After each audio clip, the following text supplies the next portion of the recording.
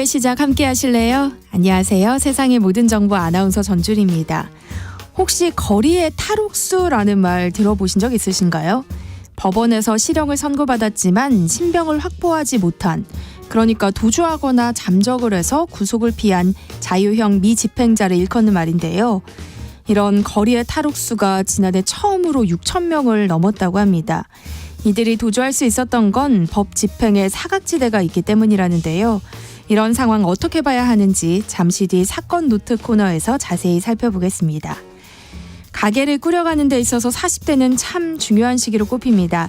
40대는 다른 연령대보다 상대적으로 더 많은 소득을 올리지만 이 높아진 사회적 지위만큼 경조사비 부담도 늘고요. 자녀 교육비를 비롯한 가계 지출 역시 정점을 찍기 때문인데요. 고달픈 40대에겐 어떤 재테크 전략이 필요한 걸까요? 산테크 SOS 돈 되는 라디오에서 알려드릴 예정이니까요. 궁금하신 분들 계속 함께 해주세요. 방송 들으시면서 궁금한 점이 있으시거나 의견 공유하고 싶은 분들이 계시다면 문자 보내주세요. 추첨을 통해서 모바일 쿠폰 보내드리겠습니다. 참여하실 번호는 샵 9730번이고요. 짧은 문자 50원, 긴 문자는 100원의 이용료가 부과됩니다. 콩 게시판을 통해서도 무료로 참여하실 수 있고요. KBS 1라디오 유튜브 채널을 통해서도 실시간으로 시청 참여하실 수 있습니다. KBS 세상의 모든 정보 지금 시작합니다.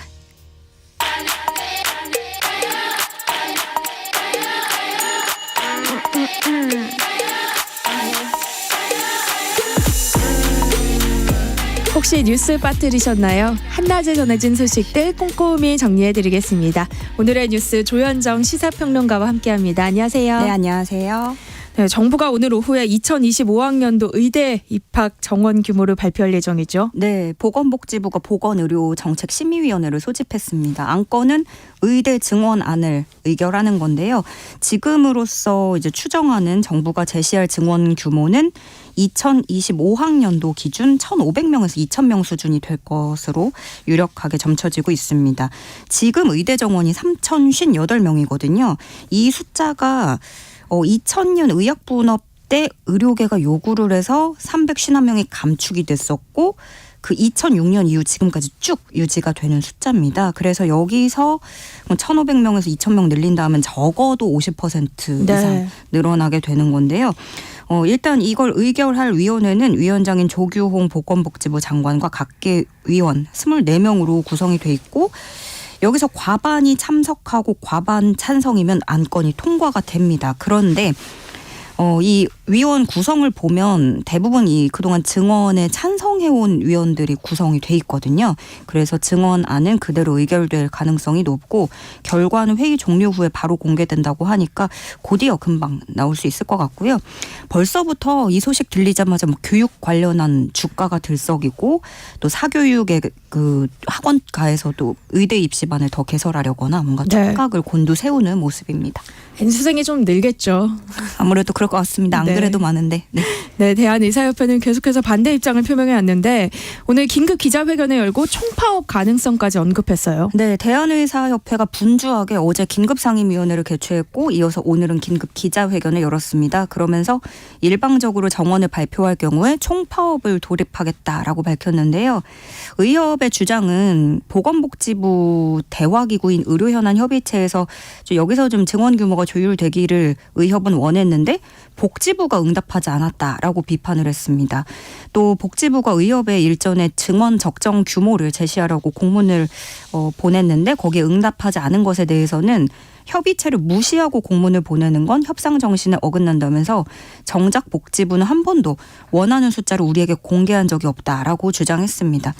정부는 실제로 의료 차질이 벌어질 상황에 대비해서 업무 개시 명령까지 내리는 방안을 포함해서 대응책을 고심하고 있는 것으로 전해지고요. 또 전공의들의 움직임도 심상치가 않습니다.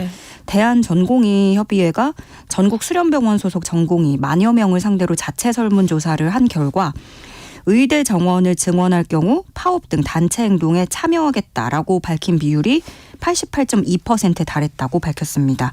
이 설문조사는 작년 12월 30일부터 이달 3일까지 140여 곳의 수련병원 소속 전공의 만여 명을 상대로 진행이 됐는데 대전협에 가입된 전국 전공의가 15,000여 명이고요. 대전협에 따르면 이른바 빅5 소속 응답자 중에 단체 행동에 참여하겠다는 비율이 87%, 대형 병원에서 이렇게 나왔다는 거고요. 국립대병원 17곳의 참여율은 85%로 조사됐다고 합니다. 네. 다음 뉴스 살펴보겠습니다. 윤석열 대통령이 오늘 경제사회노동위원회 위원들과 오찬을 가질 것으로 알려졌는데요. 취임 후에 처음 있는 일이죠? 네, 이 김문수 경사노위 위원장을 비롯해서 노사정 대표자들이 각각 참석을 했습니다. 경사노위 본위원회를 오전에 별도로 갖고 난 뒤에 그다음에 오찬에 참석하는 순서인데요. 윤석열 정부 들어서 사실상 처음으로 노사정 사회적 대화가 가동되는 거라고 볼 수 있겠습니다. 윤석열 정부가 출범한 이후에 경사노위 본위원회가 서면으로는 열린 적은 있지만 이렇게 직접 한자리에 모인 거는 처음이고요. 물론 민주노총은 1999년에 탈퇴를 한 이후에 지금까지 경사노위에 참여하진 않고 있습니다. 그래서 노동계에서는 유일하게 한국노총이 참여를 하는데 한국노총도 지난해 6월에는 좀 갈등이 있어가지고 대화 참여 중단을 선언을 했다가 5개월 만에 다시 복귀했습니다. 네, 대통령과의 오찬에 앞서 경사노위 내부의 최고 의결기구죠. 본위원회가 열렸는데요. 어떤 논의가 있었던 것으로 알려지고 있나요? 네, 이번 본위원회 자리에서 노사정은 일과 생활의 균형을 위한 의식, 관행, 제도 개선, 또 인구구조 변화에 대응한 고용노동 시스템 구축, 세 번째로 지속 가능성을 위한 미래세대 일자리 창출, 이렇게 크게는 3개 의제를 사회적 대화를 통해서 앞으로 좀 다뤄보자 이렇게 최종 합의했습니다. 이걸 좀 풀어서 얘기를 해보면 너무 긴 노동 시간에 대해서 출퇴근 시간이나 재택근무라든가 이렇게 돌려서 유연성을 갖는다거나 노동자 건강권을 보호하고 임금 체계를 좀 어떻게 노사정이 합의해서 좀 개정을 하고 노동시장에 중장년 고령층의 참여를 확대하는 이런 내용들을 앞으로 논의할 것으로 전망이 됩니다. 노사정 대표자들은 이런 내용들을 모두 담은 지속 가능한 일자리와 미래 세대를 위한 사회적 대화의 원칙과 방향, 선언문에 합의를 하고 서명까지 완료를 했습니다. 앞으로 이제 의제별 위원회를 꾸리고 또 특위도 구성을 해서 본격적인 논의에 나설 거라고 하는데 이르면 이달 안에 위원 구성을 마치고 이달 말쯤에 논의를 시작한다는 계획을 갖고 있습니다. 네. 조금 전에 또 전해진 소식인데요. 윤석열 대통령이 설 명절을 맞아서 특별 사면을 단행했어요. 네, 오늘 국무회의가 있었고 거기서 의결을 했는데요. 특별 사면 대상으로 과연 누가 오를까 네. 관심이 쏟아졌는데 문학의 블랙리스트 사건으로 실형을 받은 김기춘 전 실장이 포함이 됐고요. 반면에 같이 재판받은 조윤선 전 청와대 정무수석은 명단에서 제외됐습니다. 또 하나 관심이 모아진 인물이 김관진 전 장관입니다. 군사이버사령부의 정치 댓글을 작성하도록 한 지시를 했다라는 혐의로 기소가 돼서 지난해 10월에 파기환송심에서 징역 2년을 선고받았는데 이 명단에 김관진 전 장관이 나오면서 야권의 반발이 좀 거셌어요. 더불어민주당은 총선을 위한 댓글 공작 시즌2를 펼칠 계획이냐 라면서 날을 세웠고요. 그러면서 최근에 대통령실이 이런 얘기를 했었거든요. 가짜뉴스를 명분으로 그런 총선 전에 북한의 선거 개입을 막아야 된다라는 대통령실이 좀 가짜뉴스 척결에 나서고 있다 보니까 네. 그런 북한의 선거 개입에 대해서 얘기를 했었는데 그걸 빗대서 민주당은 윤 대통령과 김 전 장관이 한 목소리로 북한의 총선 개입까지 운운을 하던데 철지난 북풍이라도 불게 할 생각이냐 이런 비판을 내놓기도 했습니다. 그러니까 야당 입장으로는 이명박 정부 시절에 그 2012년 당시 총선 대선에서 야권을 비난하는 댓글 9천여 개를 작성하도록 지시한 주범이라는 지적입니다. 한편 또 이런 뉴스들도 있었거든요. 윤 대통령 장모인 최은순 씨가 3.1절 가석방 검토 대상자 명단에 포함이 됐다?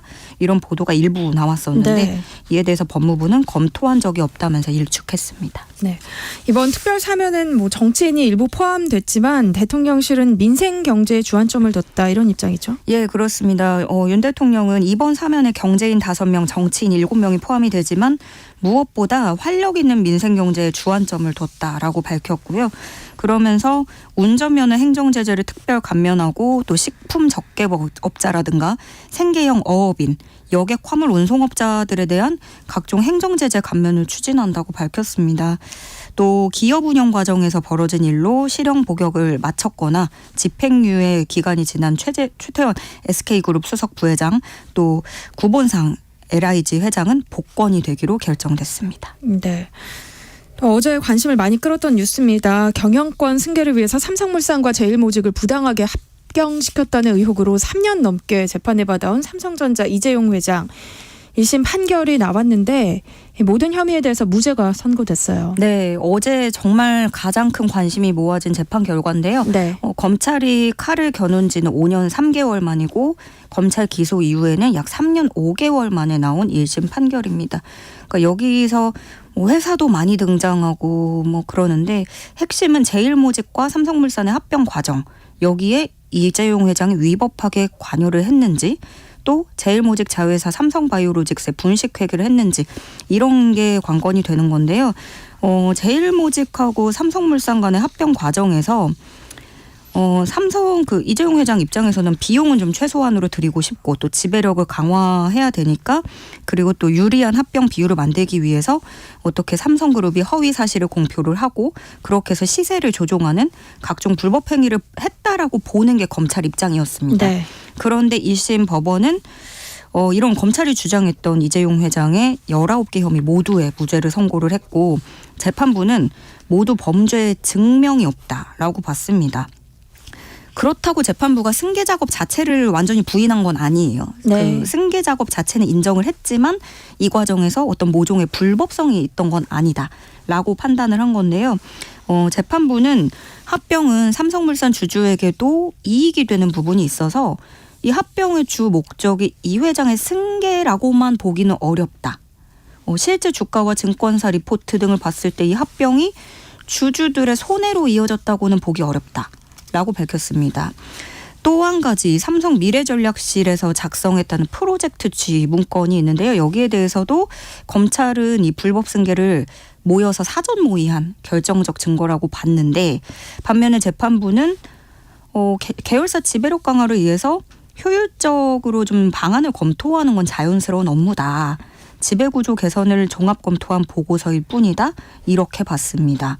네. 이로써 이날 함께 기소됐던 최지성 전 삼성그룹 미래전략실 실장, 김종중 전 미전실 전략팀장 등등 나머지 피고인 13명도 모두 무죄를 선고받았습니다. 네. 당시 수사를 주도했던 검찰 수사팀에게는 책임론이 제기되는 상황이에요. 네, 일단 2020년 6월에는 검찰 수사심의위원회가 수사 중단과 불기소를 의결을 했었어요. 그런데 검찰이 이에 따르지 않고 기소를 강행을 했죠. 그렇게 시간이 흐르면서 100여 회의 재판을 거쳤고 수사 기록만 해도 21만 쪽이 넘어갑니다. 이렇게 방대한 수사에도 혐의를 입증하는 데 실패했다라는 책임론이 나오고 있는 건데요.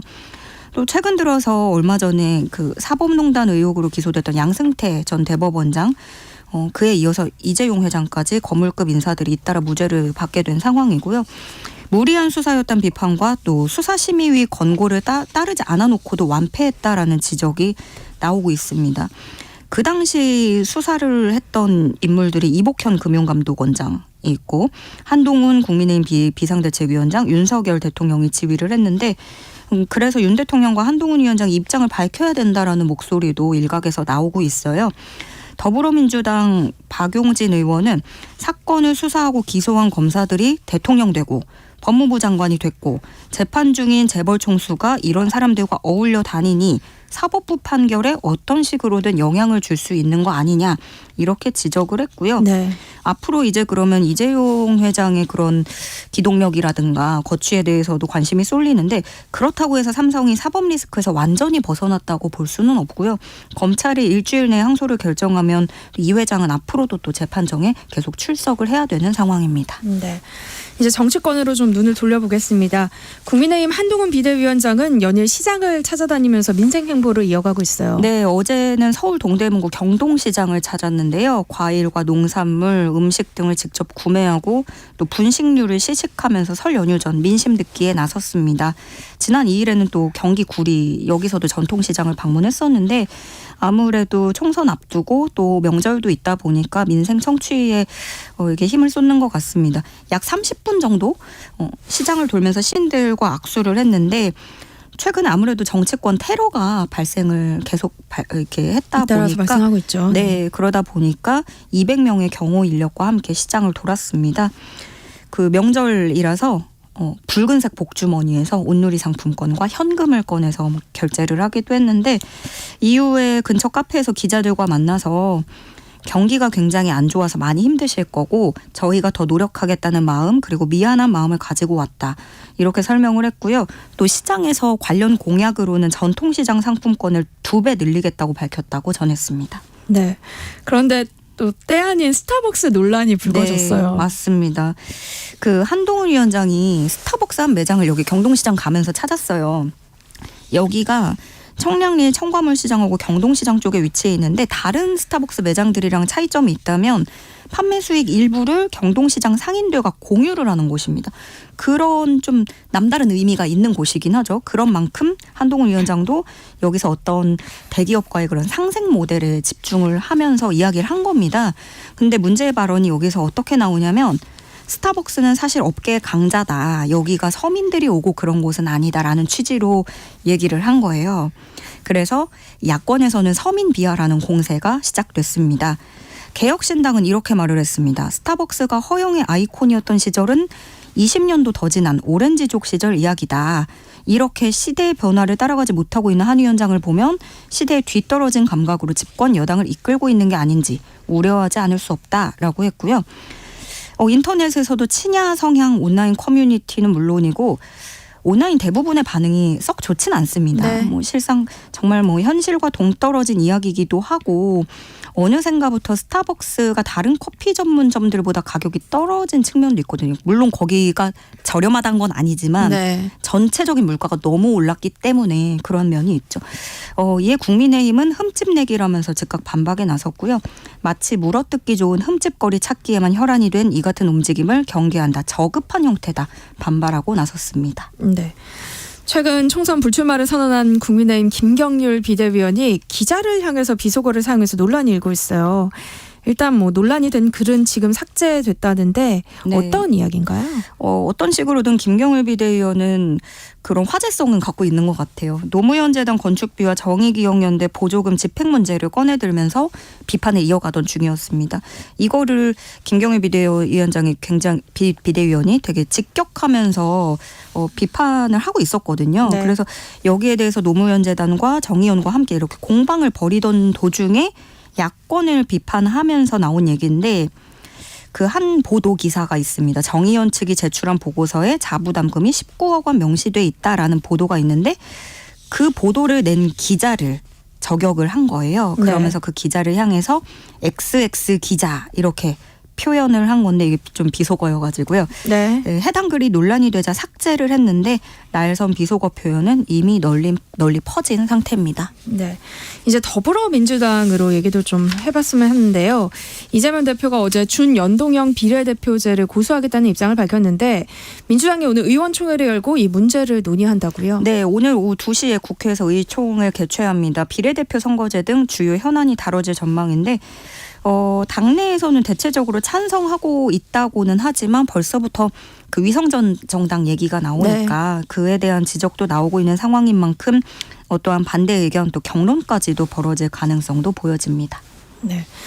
이재명 대표의 결정을 두고 각 정당의 반응도 좀 엇갈리고 있어요. 네. 우선 대부분의 군소정당들은 한숨 돌리는 모습이에요. 물론 그 완전한 위성정당 방지법이 제대로 제정되지 않았다는 점에서 이게 좀 애매하게 불완전하다라고 보는 시각이 있어서 아쉬워하는 목소리도 있긴 한데 그래도 병리평으로 가는 것보다는 나쁘진 않은 카드다. 요 정도 입장이고요. 녹색정의당은 최악은 피했다. 지금의 상황은 위성정당인 국민의미래 창당 준비에 돌입한 국민의힘이 초래한 것이다. 라고 지적했습니다. 그러면서 또 민주당을 향해서도 2020년 더불어시민당과 같은 형태라면 시민들이 결코 용서하지 않을 것이다. 이렇게 얘기를 했고요. 반면에 새로운미래 이낙연 대표는 제3의 정치적 견해마저 양당 카르텔에 편입을 시켜서 다양성을 억누르겠다는 것이다. 국민을 속이는 꼼수다. 이렇게 비판했습니다. 네. 여당의 반응은 어떤가요? 국민의힘은 줄곧 병리평으로 회귀를 해야 된다는 입장이니까요. 비례의석을 차지하기 위한 정당 난립의 우려가 크다라고 지적을 하면서 위성정당을 두고 페이퍼 컴퍼니다 이렇게 빗대서 표현을 했어요. 다만 그러면서도 국민의힘도 이 국민의 미래 위성정당 창당 준비를 진행하고 있고 이미 중앙당 창당 발기인 대회도 진행했습니다. 네, 오늘의 뉴스 여기까지 하겠습니다. 지금까지 조현정 시사평론가와 함께했습니다. 고맙습니다. 네, 고맙습니다. 네, KBS 1라디오 세상의 모든 정보 함께하고 계신 지금 시각은 12시 40분입니다. 이 시각 교통정보 알아보겠습니다. 이 시각 교통정보입니다. 경부고속도로 서울 방향 수원 부근에서 2km가량 제속도 못 냅니다. 죽전 휴게소 부근 5차로에는 고장난 차가 생겨서 주의하셔야겠습니다. 이후 양재에서 반포 나들목까지 정체고요. 서해안고속도로는 목포 쪽으로 금천과 팔탄에서 화성 휴게소 사이 각각 정체입니다. 더 가서는 당진 분기점 5차로에서 작업 중입니다. 5km가량 작업 여파로 밀리고요. 서울시내 서부가선 지하도로 일찍 쪽 입구 2차로에서 사고 처리 중입니다. 이 여파로 강변북로 구리 방향 방화대교에서 성산대교 쪽으로 어려워졌고요. 강변북로는 다시 서강대교에서 동작대교 사이도 정체입니다. 반대 일산 방향은 서강대교와 양화대교 사이 3차로에서 작업 중이니까 차선 변경 잘하시고요. 올림픽대로는 잠실 쪽으로 방화대교에서 월드컵대교까지는 서행합니다. 여의하루에서 한강대교까지는 정체인데 15분 정도 걸리고요. 이후 다시 동호대교에서 영동대교 사이 교통량이 많습니다. KBS 교통정보센터에서 임초희였습니다. 세상의 모든 정보를 당신의 귓거로 특급 배송해드립니다. 세상의 모든 정보.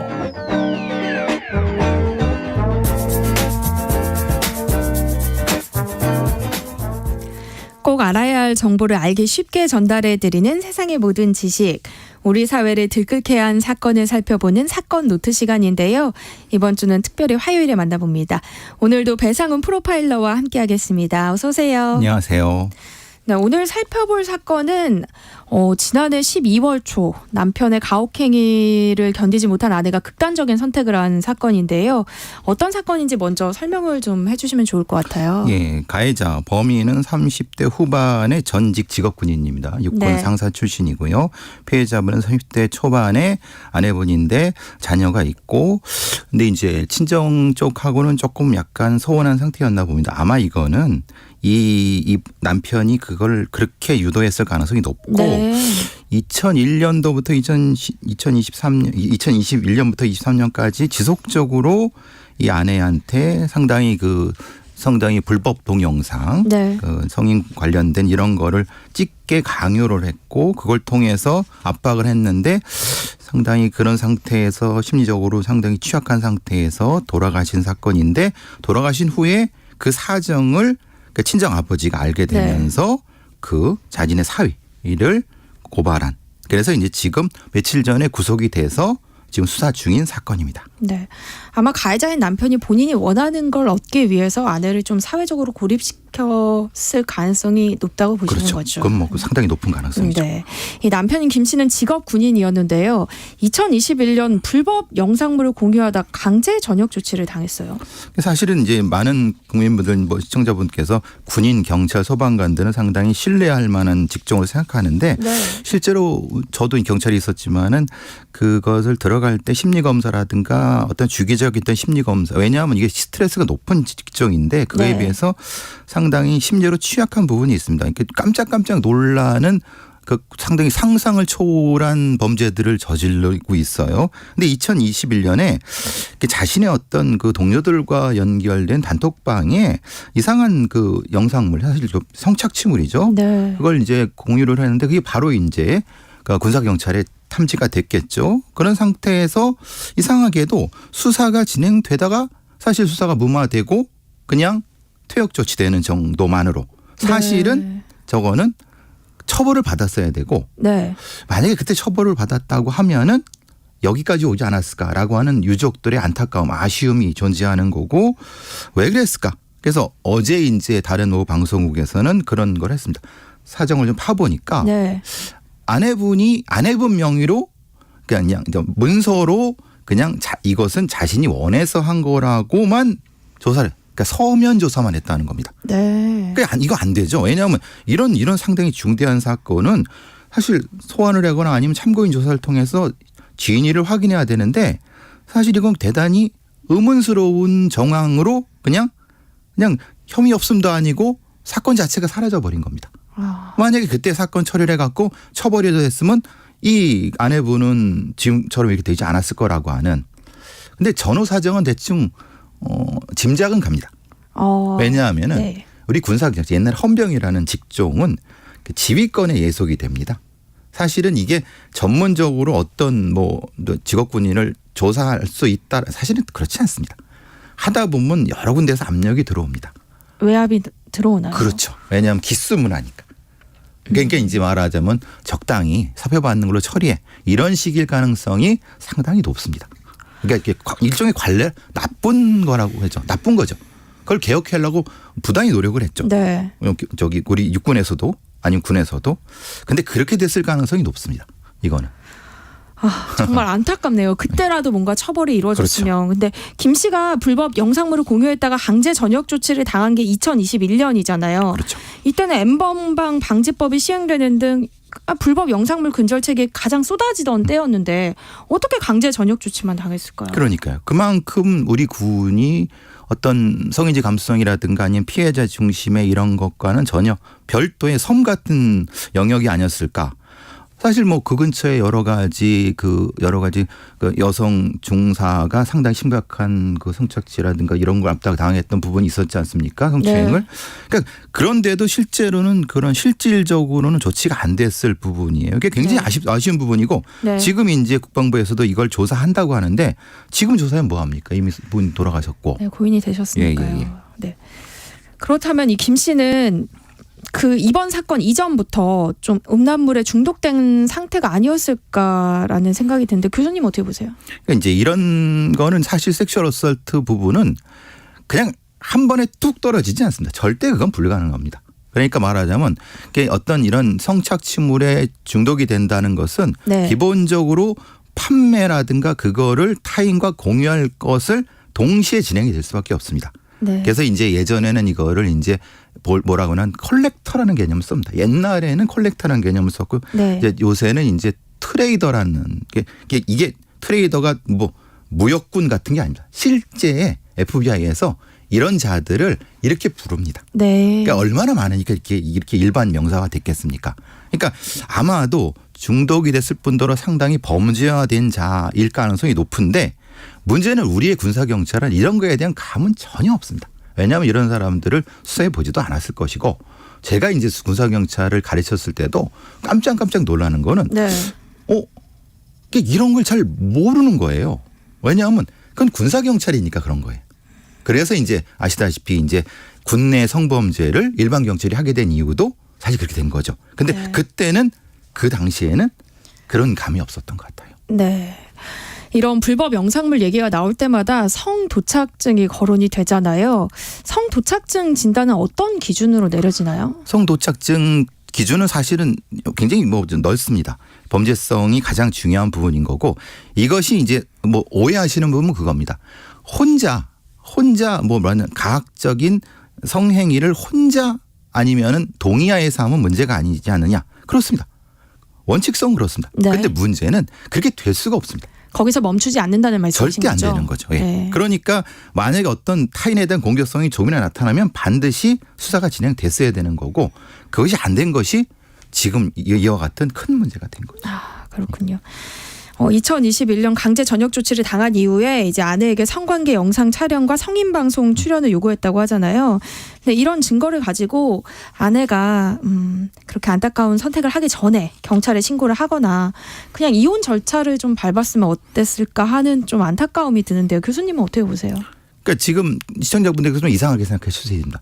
2021년도에 이런 문제가 생겼고 2년 동안 그런 일이 있었으면 왜 그러니까 아내분은 뭔가 적극적으로 뭘 요청을 하거나 도움을 요청을 그러지 않았을까? 네. 근데 이런 범죄자들은 타인 특히 이제 부인에 대한 가스라이팅과 통제력이 강합니다. 네. 그러니까 함부로 어떤 사람들한테 도움을 요청하기 어렵죠. 그렇게 만드는 겁니다. 그러니까 그런에도 불구하고 주변에서 조금이라도 징존이 있었을 겁니다. 네. 그러니까 그걸 가지고 사실은 이 경찰에 이런 걸 요청을 했는데 문제가 있는 거는 우리의 경찰이나 사법 시스템은 이거를 그냥 가정 내 문제로 처리하는 경우가 많습니다. 둘 사이의 문제. 근데 그렇지 않지 않습니까? 네. 그러니까 우리 사회가 아직 그거를 넘지 못하고 있습니다. 그러니까 분명 이거는 좀 우리가 바뀌어야 되는데 안 바뀌고 있는 부분에서 저도 참 안타깝습니다. 네. 일단 지금은 구속돼서 경찰이 수사 중인 상황인데요.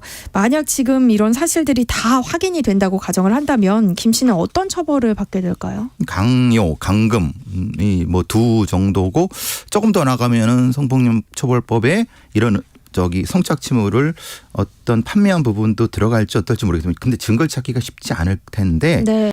이 강요 강금죄는 최대 형량이 5년인데 아까 말씀하신 성폭력 특별법상에 이런 성착취물을 판매한 것까지 들어가게 되면은 그거를 거기까지 적용을 하면은 훨씬 더 높은데 안 될 가능성이 높습니다. 그건 옛날 부분이에요. 왜요? 왜냐하면 이거는 강요 강금은 아내에 대한 거는 지금 드러났지 않습니까?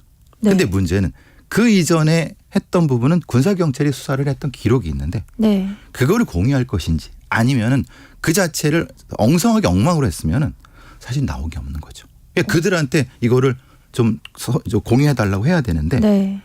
그게 좀 애매한 부분이 있는 겁니다. 재수사를 하거나 하면 안 되나요? 재수사를 할 수 있죠. 근데 네. 이제 문제는 증거의 확보가 어렵다는 거예요. 네. 2021년도인 거니까.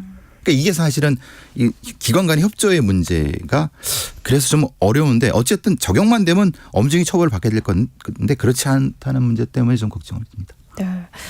이런 불법 촬영물과 관련된 범죄는 정말 끊이지 않고 발생하는 것 같습니다. 우리나라가 유독 잘못된 성문화가 많은 탓인 걸까요? 아니면 처벌이 아직도 좀 미약해서일까요? 성문화는 제 전공은 아니지만은 네. 이 부분은 이 부분보다는 사실은 처벌이 약해서 그럴 겁니다. 왜냐 네. 그리고 아까 말씀드린 것처럼 2021년에 분명히 처벌할 수 있는 기회가 있었어요. 네, 막을 수 있는 기회가 그렇죠. 있었어요. 근데 그때 그냥 너무 느슨하게 해버린 거죠. 그러니까 수사기관, 사법기관이 이걸 너무 별거 아닌 걸로 사실 아니죠. 우리가 엠번방 사건 때도 처음엔 별거 아닌 줄 알았는데 이게 엄청난 거죠. 똑같은 겁니다. 네. 다음 사건 살펴보겠습니다. 최근 실형을 확정받기 전에 도주해서 구속을 피하는 이 자유형 미집행자가 늘어나고 있다고 하던데요. 구체적으로 어떤 경우를 말하는 건가요? 이게 처음 들어보셨죠? 이게 뭔지. 네. 우리가 이제 사건이 되면 수사되고 기소가 되고 재판이 되면 당사자주의이기 때문에 그때는 수사를 못합니다. 예외적으로 할 수 있습니다. 그리고 선고를 받으면은 그때는 수용자가 되는 겁니다. 무죄가 되거나 수용자가 되는 겁니다. 네. 그럼 중간 기간이 생기지 않습니까? 요때는 도망가도 누가 잡아야 될지를 애매한 겁니다. 기소 전에는 경찰이 잡으면 됩니다. 네. 수용된 후에는 사법부, 그러니까 교도관이 잡으면 됩니다. 네. 이게 도주죄가 다 되는데 네. 요 중간은 애매합니다. 요 중간에 이런 거죠. 자기가 재판을 받고 마지막 이제 선고할 때 갔는데 눈치상 보니까 이게 실형이 나올 거 구속될 것 같은데 그러면 잠깐 화장실 갔다 오겠습니다. 나가서 도망가도 아무도 막지 못합니다. 그러면 이들이 도주하지 못하도록 감시하는 인력이 없는 거예요? 그렇죠. 왜냐하면 원래 재판과 수사는 불구속이 원칙입니다. 원칙인데 네. 어떤 특정한 것만 구속 상태에서 수사하고 재판을 하는 것이 그냥 됐고 오래전부터 구속 재판이 원칙으로 해왔습니다. 그런데 어느 시기 이후에 불구속을 상당히 많이 하면서 제도적으로 빈 공간이 생겨버리는 겁니다. 그러니까 이거를 관리하거나 잡으러 가야 될 인력도 없습니다. 그러니까 검사 2명의 수사관 몇 명 정도밖에 우리나라에 없습니다. 이건 시민들의 시청자들이 잘 모르는 분야입니다. 네. 한 해에 거의 한 6천 명 정도가 도망갑니다. 많아요. 많고 한 60%가 잡히는데 네. 나머지 40%는 누적됩니다. 지금도 수천 명이 그냥 그러니까 돌아다니고 있을 수 있는 거죠. 있죠. 현실적으로. 제 생각보다 정말 많은데요. 이렇게 계속 손 놓고 있을 수는 없잖아요. 예. 대책이 필요해 보여요. 그래서 미국 같은 경우는 있습니다. 미국의 제도는 US 마샬이라고 우리가 연방 보안관입니다. 미국 서부 영화의 보안관하고 똑같습니다. 네. 그러니까 미국은 지역 경찰과 이 사법부가 나눠진 반면에 그걸 채우는 게 보안관 개념입니다. 우리도 역시 똑같은 법무부에 비슷한 걸 두면 됩니다. 네. 근데 여러 논의가 되고 있는데 실제로는 실행이 잘 안 되고 있습니다. 네. 근데도 해야 되는데 도주하면은 누가 잡을지 서로 미루다가 이런 문제가 될 수 있는. 요게 이제 사실은 꼭 필요한 부분인데 그래서 전 어디서나 계속 주장하는 겁니다. 왜 빈 공간을 두느냐. 네. 시민들이 고통을 받는데 라고 보는 거죠. 네. 사건 노트 오늘은 여기까지 하겠습니다. 지금까지 배상훈 프로파일러와 함께했습니다. 고맙습니다. 감사합니다. 네, KBS 세상의 모든 정보 1부 순서 여기서 마무리하고요. 저는 2부에 다시 찾아올게요.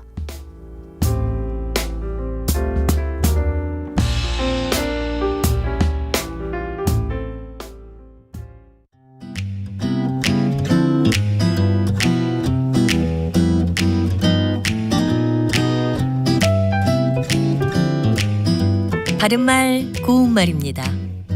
추운 겨울에는 많은 사람들이 패딩 옷을 즐겨 입지요. 오늘은 패딩이란 단어에 대해서 생각해 봅니다. 패딩은 옷을 만들 때 솜이나 오리털을 넣어서 누비는 방식을 뜻하는 외래어 표현인데요. 우리말에도 이런 뜻을 품은 표현이 있습니다. 두 겹의 천 사이에 솜을 넣고 줄이 죽죽 찌게 박는 바느질 또는 그렇게 만든 물건을 가리켜서 누비라고 합니다. 그래서 누비로 만든 옷이나 이불은 더 따뜻하지요. 이렇게 안에 솜을 두어 만든 옷을 핫옷 또는 솜옷이라고 하는데요. 핫옷에는 핫바지, 핫저고리 같은 것이 있고요. 또 안에 솜을 두어 만든 이불은 핫이불이라고 부릅니다. 여기서 하 밑에 시옷 받침을 쓰는 핫이란 것은 솜을 둔 이런 뜻을 더하는 접두사입니다. 그리고 우리 속담에 잠방이에 데님 치듯 한다라는 게 있는데요. 이것은 거북한 일을 당해 마음이 캥김을 비유적으로 이르는 말입니다. 그렇다면 여기에 나오는 잠방이는 무엇일까요? 잠방이는 가랑이가 무릎까지 내려오도록 짧게 만든 홑바지인데요. 여름철에 주로 농사일을 할 때 걸치는 옷입니다. 그 밖에도 얻은 잠방이라는 말도 있는데요. 이것은 남에게 얻은 것인데 그다지 신통하지 아니한 물건을 이릅니다. 그래서 공짜란 얻은 잠방이지라고 말한다면 남에게 공짜로 얻은 것은 별로 신통하지 않다는 뜻으로 이해하면 됩니다. 바른말 고운말 아나운서 변희영이었습니다.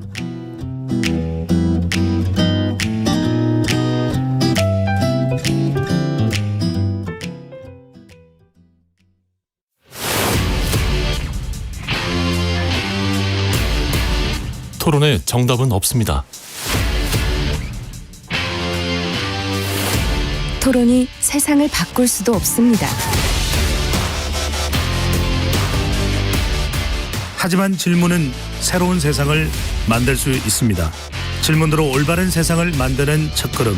평일 저녁 7시 20분 KBS 열린 토론.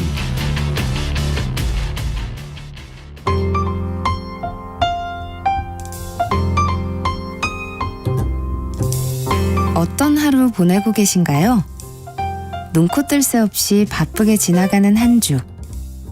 월요일부터 금요일, 매일 밤 10시부터 12시까지는 오롯이 당신만을 위한 시간입니다. 당신을 위한 지식 쉼터. 오늘 밤 일라디오.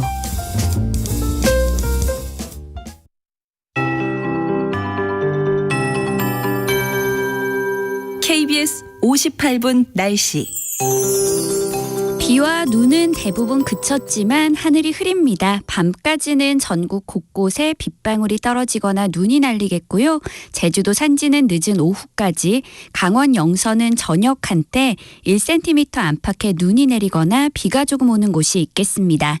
수요일인 내일은 전국의 하늘이 다시 맑아지겠는데요. 다만 오늘 밤부터 내일 아침 사이에 내륙을 중심으로 안개가 짙게 끼는 곳이 있겠고요. 쌓인 눈이 낮 동안 녹았다가 다시 얼면서 내일 아침에 빙판을 이루는 곳이 많을 전망입니다. 안전사고가 없도록 주의하시기 바랍니다. 오늘 낮 기온은 서울과 대전 5도, 대구, 광주 7도, 부산 9도 등으로 어제와 비슷하겠습니다.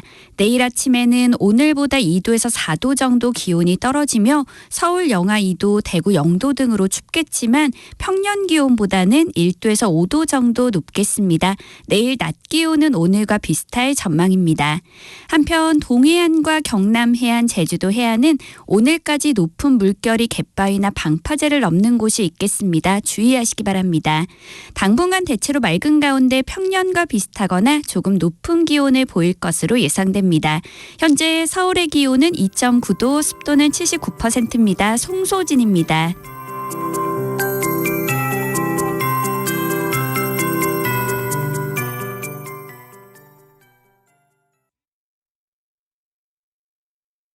정성을 다하는 국민의 방송 KBS가 한시를 알려드립니다. AM 711kHz, FM 97.3MHz, KBS 1라디오입니다. HLKA.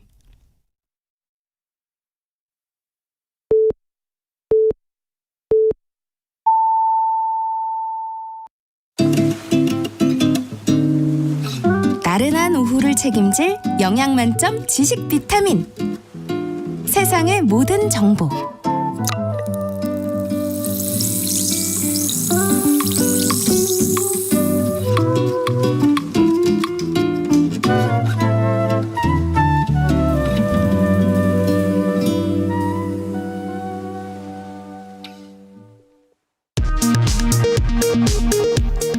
이 시각 라디오 정보센터 뉴스입니다. 설 연휴를 앞두고 정부가 980명의 특별 사면 대상자를 발표했습니다. 이번 사면에는 전직 주요 공직자와 정치인 등 24명이 포함됐고 김관진 전 국방부 장관과 김기춘 전 대통령 비서실장도 포함됐습니다. 정부가 오늘 2025학년도 의대 입학 정원 확대 규모를 발표합니다. 증원 규모는 1,500명에서 2,000명 사이가 유력합니다. 대한의사협회는 의대 정원 확대를 강행할 경우 청파업에 돌입하겠다고 밝혔습니다. 인천 현대제철 공장에서 질식 추정 사고가 발생해 작업자 7명이 병원으로 옮겨졌습니다. 이 중 1명은 심정지 상태였고 나머지 6명은 의식 저하 및 호흡곤란 증상을 보인 거로 파악됐습니다. 이번 설 명절 귀성길은 설 전날 오전, 귀경길은 설 다음날 오후가 가장 혼잡할 것으로 예상됩니다. 이번 연휴에 하루 평균 570만 명의 대이동이 있을 것으로 정부는 예측했습니다. 64년 만에 아시안컵 우승에 도전하는 우리 축구대표팀이 오늘 밤 자정 요르단과 4강전을 펼칩니다. 지금까지 라디오 정보센터 뉴스 정한나였습니다.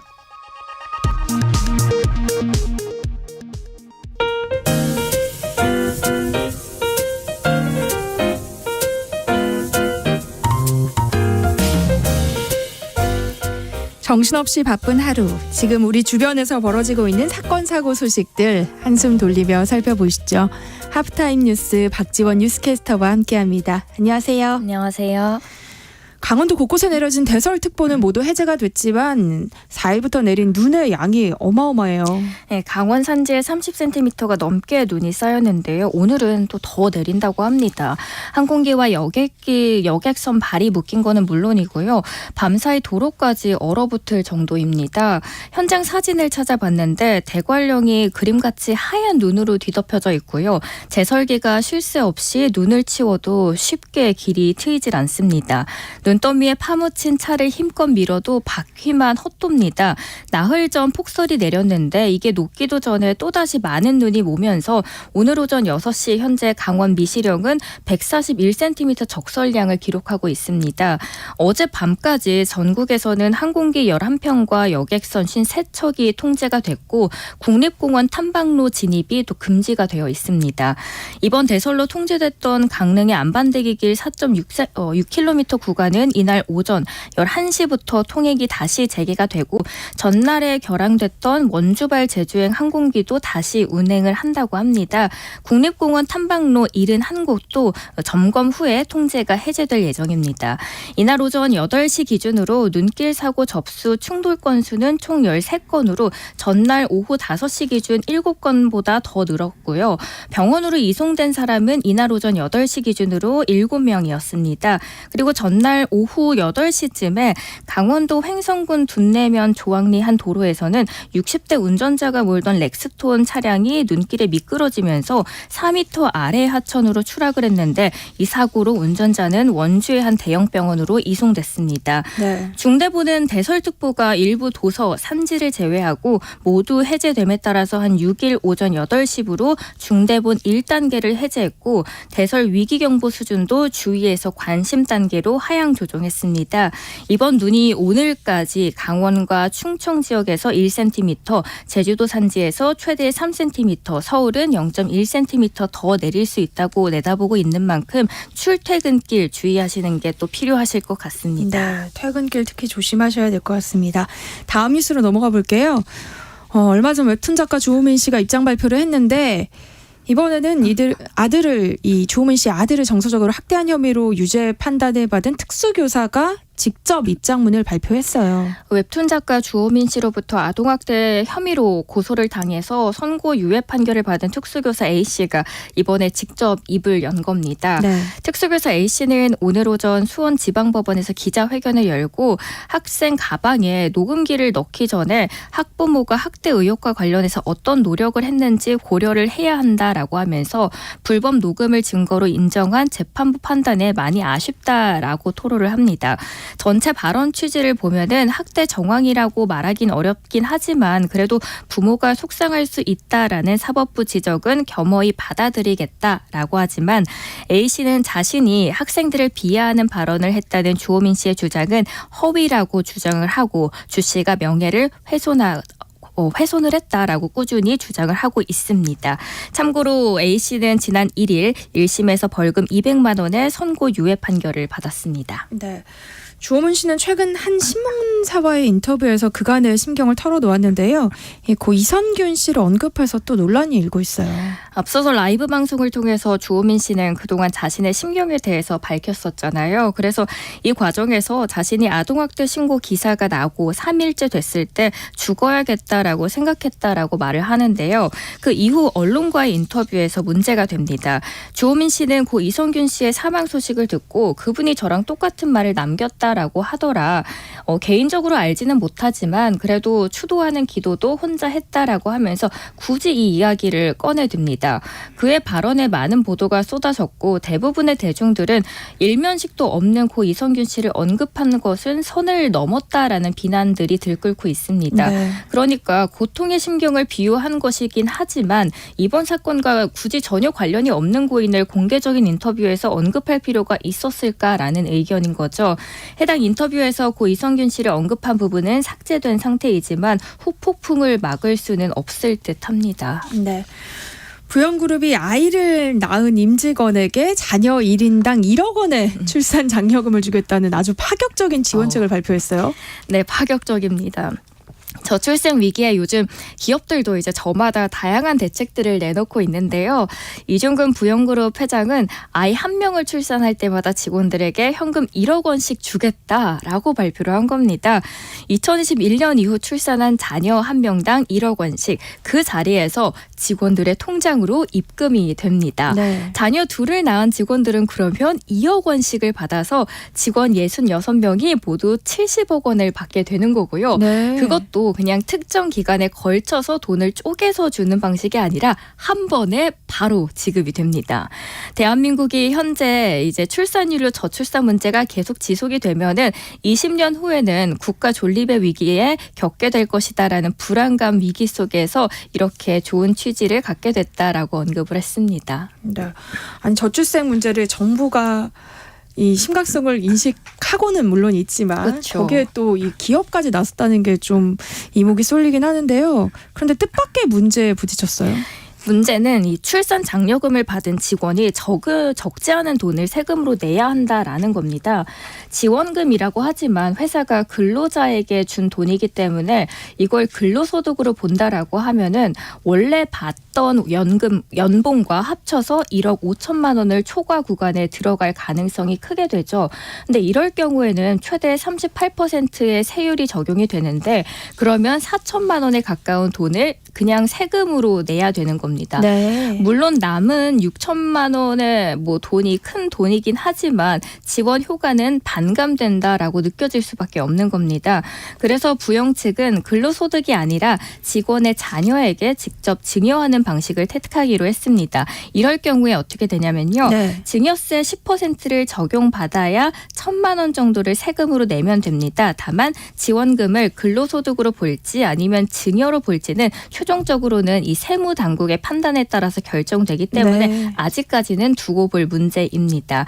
한편 학계에서는 이런 출산 장려금을 기부금으로 보고 세금을 완전히 면제해줘야 된다라는 목소리도 나옵니다. 그래야만 기업들이 더 적극적으로 출산 지원에 나설 수 있다라는 거고 과연 세무당국이 여러 가지 안 중 어떤 결정을 내릴지 그래서 더욱더 이목이 집중됩니다. 그러게요. 어떤 결정을 내리게 될까요? 다음 뉴스도 보겠습니다. 음주운전을 하다가 오토바이를 치어서 운전자를 사망하게 한 20대 여성에게 20대 여성이 구속이 됐죠. 어제 저희가 전해드렸던 소식에 이어서 좀 네. 추가된 소식입니다. 서울 강남에서 만취운전을 하다가 사망사고를 낸 20대 여성. 이 사고를 내고도 구호 조치는커녕 반려동물을 안고 있다가 논란을 더 키웠었죠. 마스크를 끼고 모자를 푹 눌러 쓴 여성이 영장심사를 받으러 법원으로 들어서지만 취재진 질문에 한마디 짧은 사과만 남기고 그냥 떠나버립니다. 이 여성 알고 보니까 유명 DJ로 알려졌습니다. 이 여성은 지난 토요일 새벽 서울 논현동 도로 한복판에서 술에 취한 채 차를 몰다 앞서가는 오토바이를 들이받은 혐의를 받고 있습니다. 오토바이 운전자 50대 배달기사는 병원으로 옮겨졌지만 끝내 숨졌고 홀로 아이를 키우는 아버지라서 더 안타까움을 자아내고 있는데 네. 사고 현장에는 그래서 숨진 배달기사가 썼던 헬멧과 조화 등이 놓이면서 추모 공간이 만들어졌습니다. 법원은 도주 우려가 있다라고 하면서 구속영장을 발부했고 경찰은 이 여성에 대해서 사고 후에 미조치 혐의로 추가 적용할지 검토를 하고 있습니다. 네. 설 선물로 온 한우를 길고양이가 훼손해서 책임 소재를 두고 논란이 일고 있다고요? 이 전남 구례군에 사는 60대 A씨는 지인으로부터 한우 선물 세트를 받게 됩니다. 택배를 배송한 기사는 A씨가 집에 있었지만 마당에 선물을 놓고 배송 완료 문자를 보낸 거죠. A씨는 문자를 보지 못했고요. 선물이 온 사실을 그래서 몰랐다가 다음날 오전 7시 집을 나서다가 선물 세트가 뜯어져 있는 걸 발견합니다. 네. 촬영한 사진을 보시면 고기 4팩 중에 2팩은 포장이 뜯겨서 비어있는 상태로 보여지는데 A씨 집 주변에는 길고양이들이 굉장히 많다고 합니다. 아마 고양이가 먹은 것 같은데 이런 사실을 택배 회사에 알리고 배상을 문의했지만 회사는 우리는 책임이 없다라는 결론을 들을 수밖에 없습니다. 그러면 배상은 못 받는 건가요? 그래서 회사 대신에 자영업자로 등록된 기사가 이번 일을 배달 사고로 처리하면서 A씨에게 배상을 해주기로 했습니다. 네. 택배사 말에 따르면 이런 경우에는 최종 배송에 직접적인 책임이 있는 배송기사들이 배상하는 것이 일반적인데 정해진 위치에 배송하거나 고객에게 직접 전달하지 않은 임의 배송을 한 책임이 있다라고 보기 때문이고요. A씨는 선물 가격이 20만 원 정도라고 들었는데 땅에 벌어져 있는 걸 보니까 너무 안타까웠지만 결과적으로 택배기사가 사고 처리를 배상해줘서 좋았다라고 전했습니다. 물론 이 A씨에게는 좋았을 수 있지만 이 네. 책임이 과연 온전히 택배기사에게만 있었을지에 대해서는 저는 의문이 듭니다. 그러게요. 저도 좀 그렇네요. 커피 가격이 매일 달라지는 이색 카페가 있다면서요? 이거 재밌습니다. 최근에 여러 온라인 커뮤니티에서 세계 최초의 커피 가격 코스피 주가지수 연동제 실시하는 카페라는 제목이 화제가 되고 있습니다. 별다른 내용 없이 사진 한 장이 첨부된 글은 커피 가격이 담긴 한 카페의 포스터 사진이 있었는데요. 사진에는 세계 최초 커피 가격 주가지수 연동제 실시라는 안내와 함께 코스피 지난주 금요일 종가가 2,478.56포인트 이번 주 커피값이다 라고 적혀 있습니다. 네. 사진 속의 종가 아래에는 커피의 실제 판매 가격이 적혀 있습니다. 2,470원입니다. 1원 이하는 절삭값입니다. 그래서 이 가격이 에스프레소와 아메리카 한정이고요. 얼음을 추가로 할 경우에는 500원이 추가되는 방식입니다. 사진 속 코스피 가격 종가는 지난달에 6일 지수로 알려져 있는데 지난 2일에 코스피 종가는 전거래일 대비해서 한 2.87% 오른 2,615.31포인트의 거래를 마쳤습니다. 그렇게 되면은 다음 주 아메리카노 한 잔 판매 가격은 2,610원이 되는 거죠. 이 사진을 본 누리꾼들은 커피값 오르길 기원해야겠다, 참신하다. 주식에 투자하는 사람들은 커피값 올라도 신나게 사 먹겠네. 코스피 내려가면 좋아해야 하냐, 과연 이걸 슬퍼해야 하냐 등의 반응을 보이고 있습니다. 아이디어가 굉장히 좋으신 것 같아요. 참신합니다, 저도. 네. 지수 내려가서 우울하신 분들에게는 조금 위안이 될 것 같기도 그렇죠. 하고요. 하지만 또 투자를 하는 입장에서는 이걸 좋아해야 하는지. 네, 마지막 뉴스 볼게요. 명동 노점상에서도 카드 결제가 가능해진다고요? 네, 비싸다, 현금만 받는다 이런 몇몇 논란이 일었던 서울 명동 노점상에서 앞으로는 카드 결제가 가능해집니다. 서울 중구청은 명동의 노선장에서 카드 결제가 가능하도록 다음 달까지 사업자 등록과 카드 단말기 설치를 추진하고요. 노점상에서는 전국 최초 최초 시도입니다. 네. 왜 이런 시도를 하느냐? 최근에 바가지 요금과 현금 결제를 좀 강요하는 논란에 휩싸였던 노점상의 이미지 제고를 위한 거고요. 노점상 350곳 가운데 이미 15곳에서는 카드 단말기 설치가 완료가 된 상태입니다. 또 가격 관리에도 들어가게 되는데요. 붕어빵과 어묵 같은 인기 메뉴 10개 품목의 가격을 매달 모니터링하고요. 불가피하게 가격 조정이 필요할 때는 구와 사전 협의를 거쳐서 단계적으로 올리도록 지도할 방침이라고 합니다. 네, 바가지 요금 씌울 수 없도록 좀 네, 그렇죠. 정부가 나선 거군요. 네, 오늘 말씀 여기까지 듣겠습니다. 지금까지 박지원 뉴스캐스터와 함께했습니다. 고맙습니다. 고맙습니다. 내일 점심 메뉴 추천. 귀로 듣는 푸짐한 지식 한 상 어떠세요? 세상의 모든 정보. 아나운서 전주리입니다.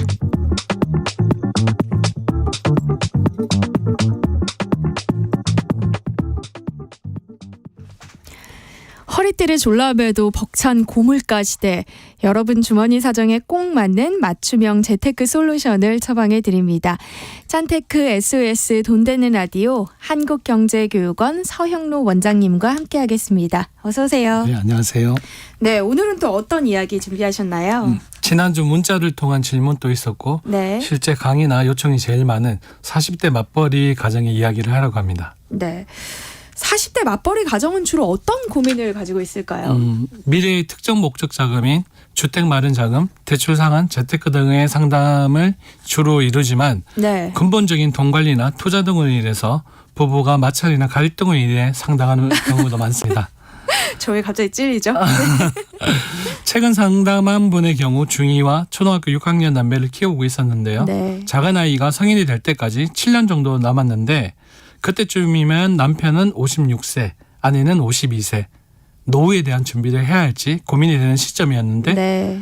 남편은 모든 걸 알아서 아내에게 하라고 전가만 했습니다.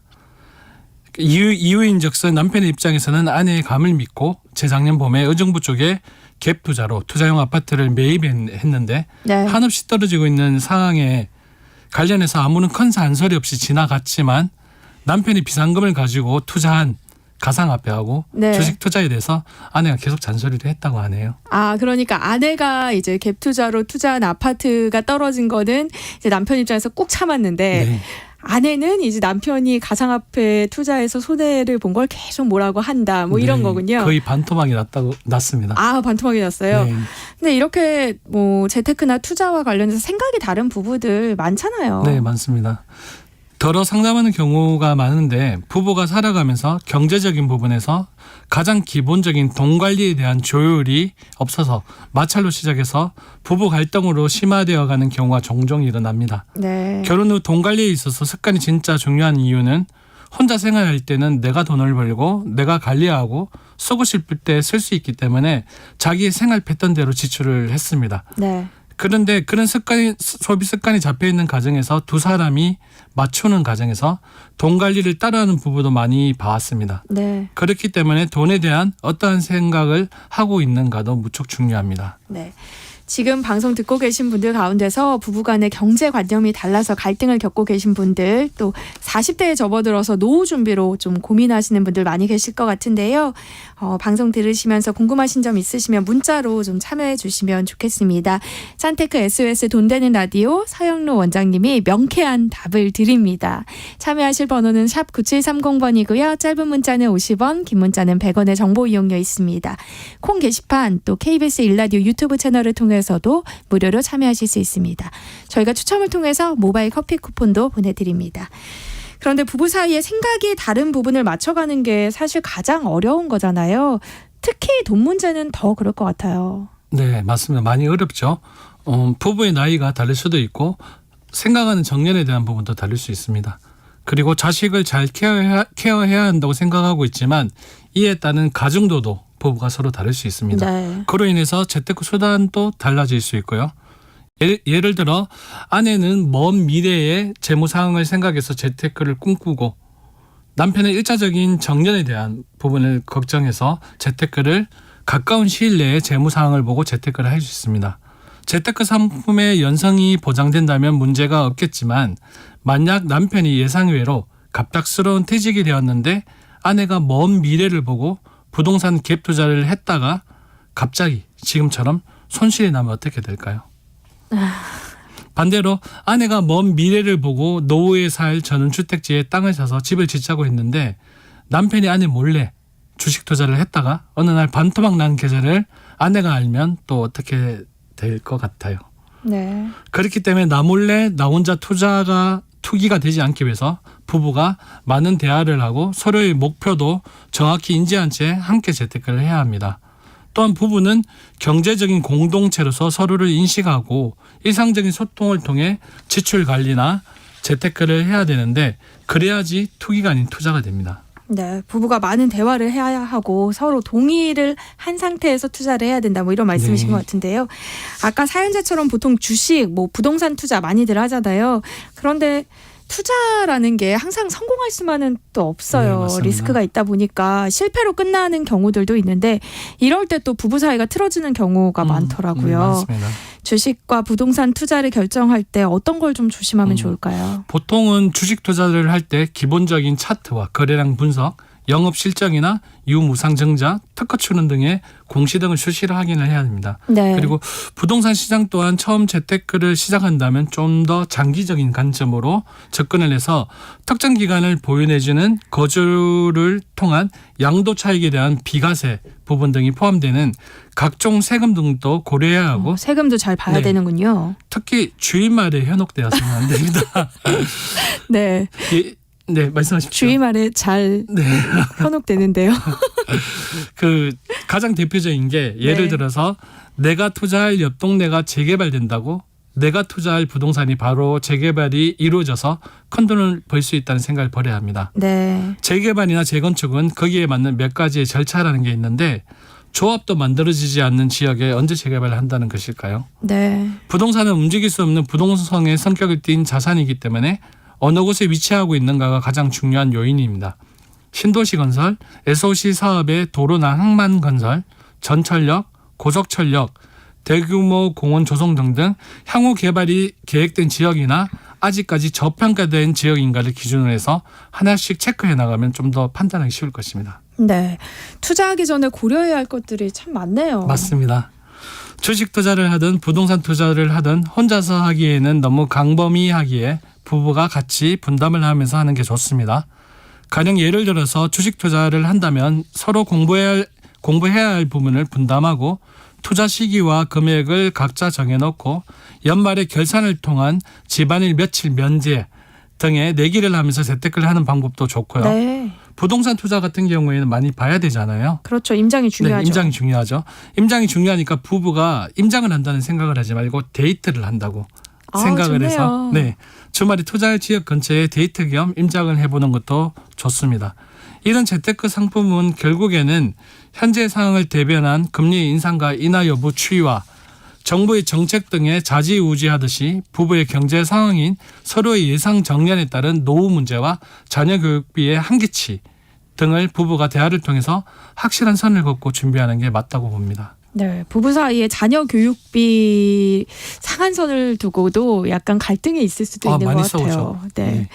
지난주에는 사회초년생의 경우 미리 준비할 수 있는 부분 위주로 분배를 하고 경험용으로 투자를 시작해서 그 비중을 이렇게 비중을 올리는 방향을 추천해 주셨잖아요. 근데 40대 맞벌이 가정의 경우 소득 또 자산 규모에 따라 뭐 다르겠지만 사회초년생보다는 그 비율을 더 크게 가져가도 되지 않을까요? 경험에 따라 더 크게 가져가면 되는데 네네. 필연적으로 다가올 재무 목적에 따라서 비중을 나눠야 됩니다. 투자를 한다는 건 분명 잘못된 일이 아닙니다. 그러나 여기에는 전제 조건이 있습니다. 네. 첫 번째가 은행 금리보다 지금처럼 물가 상승률이 더 높아야 하고 두 번째는 고수익을 원한다면 그만큼 고위험을 감당해야 되기 때문에 네. 기대 수익이 높은 재테크 대상일수록 여윳돈을 가지고 투자를 해야 합니다. 네, 여윳돈을 가지고 네. 투자를 해야 된다. 네, 세 번째는요? 세 번째는 투자로 인해서 돈이 묶여버려서 필연적으로 다가올 미래 재무 상황을 포기하는 일이 벌어지면 안 됩니다. 네. 그렇기 때문에 유동성 확보를 위한 비상금 마련 후 투자라든지 미래의 목적 자금 등을 안정적으로 적립하면서 일정 비율만큼만 투자를 하는 방법도 좋습니다. 뭐 네 번째는 자신만의 투자 원칙이 있으면 좋고요. 네. 마지막 다섯 번째는 싸게 살 수 있으면 싸게 사라는 겁니다. 주식이든 부동산이든 그렇죠. 주식 같은 경우에는 소량이지만 네. 공모주 청약 방법이 있고 네. 부동산 같은 경우에는 분양이죠. 대표적인 방법 분양이고 또한 지역의 개발 등으로 인해서 공급량이 부족되는 예상되는 지역 같은 경우에는 인근 지역의 갭 투자 형태로 투자하는 방법도 좋다고 생각이 됩니다. 네. 저는 이제 40대가 되니까 가장 걱정되는 게 노후 준비거든요. 네. 아마 그런 분들 많을 것 같아요. 어떻게 노후 준비하는 게 좋을까요? 은퇴 자금을 마련하기 위해서는 국가의 제도적 연금 그리고 부동산 임대 소득을 통한 방법 그리고 개인이 금융 투자 같은 방법, 개인이 금융 투자를 통해서 하려고 하는 방법 등이 있습니다. 균형적인 분배로 국가의 제도적인 연금 아래 부동산 임대 수입도 금융 상품도 같이 꾸준히 들어오면 되겠지만 일반적인 서민이 주택 마련 후 임대형 부동산 매입을 노후 전에 장만하기는 어렵기에 보편적으로 많이 준비하고 있는 금융 상품으로 준비할 때에 대한 고려사항을 이야기해 보겠습니다. 네.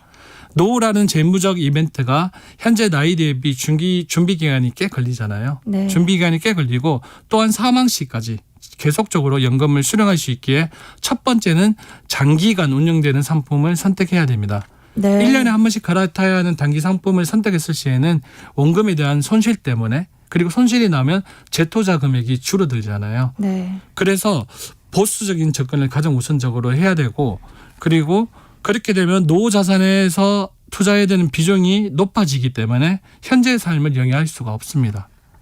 그래서 10년 이상 장기로 운영할 수 있는 상품에 적절한 투자 비중을 분배해서 장기간 투자할 수 있는 상품에 운영하는 게 가장 효과적인 방법입니다. 네.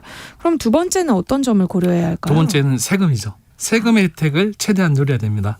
연금이란 상품이 장기적인 계획과 장기적으로 보상을 받을 수 있고 장기적으로 운영되다 보니까 여러 가지 이점을 주는 상품들이 많습니다. 세제 적격의 연금 저축이나 연금 펀드나 개인 퇴직계좌 같은 상품은 연말 정산 시 세액 공제라는 보너스가 있으며 네. 보험회사의 개인연금보험 같은 경우에는 10년 이상 유지 시 비과세라는 혜택이 있습니다. 네. 저도 이거 받았어요. 연말정산 시 세액공제. 네. 자, 마지막으로 세 번째 고려할 점은 뭘까요? 세 번째는 기대 수익률을 낼 수 있는 상품에 투자를 해야 합니다. 네. 10년 이상의 운영과 납입을 하는 상품이다 보니 물가 상승률은 꼭 신경 써야 되는 부분인데 물가 상승률을 해지하기 위해서는 투자라는 걸 해야 되겠죠. 이런 투자 상품에 투자를 했을 때 가장 중요한 게 리스크 헤지인데 장기 투자 상품을 선택했을 시에 정액 분할 방식, 즉 장기간 납입액이 정액식으로 분할 납부하는 형태로 나중에 평균 매입 단가를 계산했을 시에는 이득을 가져올 수 있는 투자 방식의 투자가 가능하기에 충분히 위험을 분산할 수도 있고 혹시나 손실이 났을 시에도 만회할 수 있는 시간을 만들어줄 수 있습니다. 네. 또한 투자 상품은 원금과 투자 수익이 적립금이 되다 보니까 복리 같은 효과도 누릴 수 있고요. 마지막으로 연금 상품을 활용해야 되는데 연금을 받는 시기는 어찌 보면 인생에 있어서 중후반의 시간이잖아요. 네. 소득 없는 무직에 놓여 있을 가망성도 크고 은퇴 후의 노후 자산은 보수적으로 운영되어야 되기 때문에 매월 꼬박 나오는 연금으로 노후 생활을 준비하는 게 가장 좋은 방법입니다. 네. 그러니까 이에 가장 적합한 상품이 연금 상품이라는 네, 말씀이신 맞습니다. 거죠. 그런데 노후 대비를 위해선 종신보험이 좋다 이런 얘기들도 많이 나오더라고요. 종신보험은 어떻게 보세요? 좀 전에 언급한 사연자의 경우도 보험료 총액 88만 원 중에 45만 원의 사망보험금만 내고 있는 종신보험을 가입하고 있습니다. 네. 저마다의 기준과 생각이 다르기 때문에 문제라고 단정하기는 어렵지만 이 부부도 종신보험을 노후연금으로 알고 있어서 문제입니다. 노후연금이 안 된다는 말씀이세요? 노후연금이 안 된다는 게 아니고 네네. 이 종신보험 자체가 네. 피보험자의 불의의 사고나 질병으로 사망하면 보험금을 수령하는 구조인데 네네, 그렇죠. 종신보험은 사망 후 약정된 사망보험금을 지급해야 되잖아요. 거기에 따른 미연보험료가 이제 기본적으로 빠지고 네. 미연보험료라는 사업비가 미연보험료가 거의 작게 빠지는 저축보험이나 연금보험보다는 많이 빠집니다. 그게 첫 번째 문제고 또한 좀 전에 아나운서님께서 말씀하셨지만 연금보험이 안 된다는 건 아니고 연금 네. 전환이라는 게 가능은 합니다. 네. 그런데 이런 연금 전환하고 최저한급 보장이라는 말이 마치 만능보험처럼 들리거든요. 그런데 일부 종신보험은 연금 전환 시 이 종신보험을 해약하고 해약금을 가지고 연금으로 전환해야 됩니다. 이게 왜 문제냐면 네. 이런 구조가 같은 조건의 위험보험료가 거의 작게 빠지는 연금보험에 비해 실제 연금 수령액이 많이 작습니다. 아, 많이 생각보다 적군요. 네. 그리고 또 이제 가장 문제는 연금보험 상품은 가입 당시에 이제 생존율과 사망률로 연금 기준액이 결정이 되는데 종신보험은 연금 전환하는 시기 있잖아요. 시간이 지난 연금 전환하는 시기의 기준이다 보니 당연히 현재의 고령화, 장소화의 시대에 살고 있는 세상에서는 전환 당시의 연금 기준액이 가입 당시의 연금 기준액보다는 크게 차이가 나는 건 맞는 이야기입니다. 아, 그렇군요. 네, 마지막으로 또 가정마다 다 다르겠지만요. 적어도 이때부터는 좀 노후 준비를 해야 한다. 이런 시기가 있을까요? 당장 해야 되죠. 소득 활동을 시작했으면 최대한 빨리 가입하는 게 좋습니다. 네. 젊은 사람들에게 먼 미래의 연금을 빨리 준비해야 한다는 게 의아할 수 있지만 네. 미리미리 조금씩 준비했기에 그만큼 쌓여가는 돈도 많잖아요. 그보다 가장 중요한 건 보통 30대, 40대 가정을 이루고 나서는 먼저 지출할 항목들이 계속 늘어나잖아요. 네. 주택도 마련해야 되죠. 주택 마련 자금에 아이 대한 교육비도 들죠. 교육비 들죠. 또 뭐 있나요? 뭐 부모님들도 이제 좀 연로하시니까 나가는 네. 돈들이 들죠. 병원비도 있고 네. 그다음에 부채 상환도 해야 됩니다. 네. 이런 지출들의 항목들이 계속 많아집니다. 그런데 주택 장만에 대한 부채 부분하고 자녀 교육 등으로 자꾸 나이는 늘어나는데 연금을 준비할 수 있는 시간을 다 잊게 됩니다. 네. 그래서 빨리 생각날 때 제일 먼저 가입을 해야 되고요. 그리고 보통 제가 겪어보니까 주택 장만을 할 때 최대한 대출을 적게 받기 위해서 연금보험을 많이 해지합니다. 많이 봐왔습니다. 어쩔 수 없는 선택인데요. 그래서 해지하면 손해잖아요. 네. 그래서 연금을 처음에 가입할 때 최소한의 금액으로 연금을 가입하고 일정 시간이 지나서 조금 자기 여유돈이 생겼을 때 추가 납입의 형태로 연금 상품을 가져가는 게 좋다고 생각이 됩니다. 네. 처음부터 너무 욕심냈다가는 중간에 이제 해지하게 되는 경우가 많다는 말씀이신 것도 맞습니다. 같네요. 네. 네, 돈 들어갈 곳 많은 40대 맞벌이 가정의 경우 노후 준비를 어떻게 하면 좋을지 서영로 원장님과 얘기 나눠보고 있는데요. 비슷한 고민 갖고 계신 분들 문자 보내주시면 함께 상담해드리겠습니다. 네, 동물원에 널 사랑하겠어 함께 들어봤습니다. 많은 분들이 문자 보내주신 거 보니까 정말 노후 준비에 대한 고민들을 많이 하시는 것 같아요.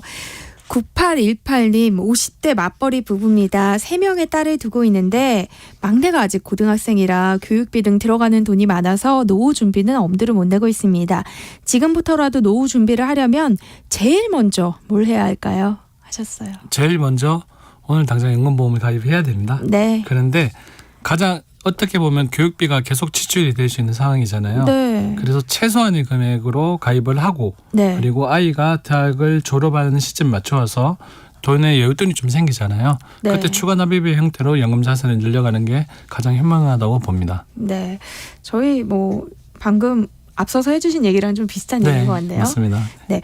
5597님. 저는 집사람이 얼마 버는지 모릅니다. 집사람이 제 급여는 대충 알거든요. 그런데 이렇게 서로 잘 모른 채 각자 알아서 해도 괜찮을까요? 하셨어요. 역으로 질문을 드린다면 네. 만약에 주택담보대출이 있다면 이 담보대출에 대해서 어떤 계획을 갖고 있는가가 이제 질문을 드리고 싶습니다. 이 말을 제가 다시 돌려서 말씀을 드렸는데 절대 안 됩니다. 네. 서로가 모르게 된다면 네. 나중에 들어가는 큰 돈들이 있잖아요. 방금 네. 뭐 주택 대출 상환을 얘기했는데 아이의 대학 자금이 될 수도 있고 아이의 네. 결혼 자금이라든지 노후 자금에 대해서 서로 배우자의 상대 배우자에게 기대를 하게 됩니다. 네. 그런데 만약에 상대 배우자가 투자를 좀 전에 그런 사례처럼 투자를 잘못했다가 돈이 없을 시에는 그 나머지 누가 해결해야 되는 거죠. 네. 모르게 하고 싶으시겠지만 서로 안 된다고 합니다. 맞아요. 부부 경제 공동체잖아요. 네. 서로 잘 알아야죠. 그래야 또 힘을 합쳐서 가정 경제를 잘 읽어 나가죠. 네. 네, 짠테크 SOS 돈 되는 라디오 지금까지 서영로 한국경제교육원 원장님과 함께했습니다. 고맙습니다. 고맙습니다.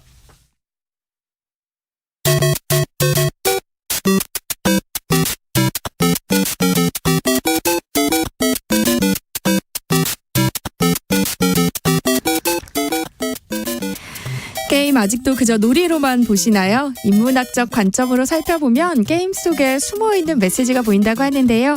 게임에 대한 오해를 풀고 세대 간극을 좁히는 시간입니다. 해시태그 게임 인문학 이경혁 게임 제너레이션 편집장과 함께합니다. 어서 오세요. 안녕하세요. 이경혁입니다. 네, 오늘은 어떤 게임 이야기 해주실 건가요? 네, 두 번째 시간이지 않습니까? 그래서 사실 게임 얘기하면은 뭐 게임 잘 모르시는 분들도 많은데 네. 이 한국 사람들은 모를래야 모를 수 없는 게임이 하나가 있습니다.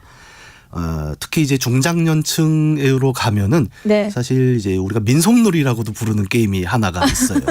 이게 두 가지 의미죠. 하나는 젊은 사람들은 오히려 모른다. 근데 중장년쯤 되면 이 게임을 모를 수가 없다라는 게임이 하나가 있는데 오늘 말씀드릴 그 게임은 바로 스타크래프트입니다. 네. 네. 혹시 아나운서께서는 스타크래프트를 해보신 적이 있으세요? 그럼요.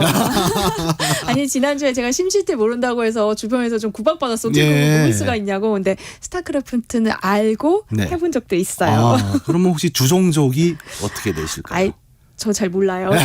그때 뭐 여러 가지 해봤던 것 같은데. 예. 뭐뭐 있었죠? 그 테란, 프로토스, 저그 뭐 이렇게 있었는데. 네, 저그 뭐 이런 거 했던 것 예. 같아요. 전략은 없었고요. 그렇죠. 뭐 잘하는 게 아니라 그냥 네. 말 그대로 동네 친구들끼리 모여서 같이 하는 어떤 네.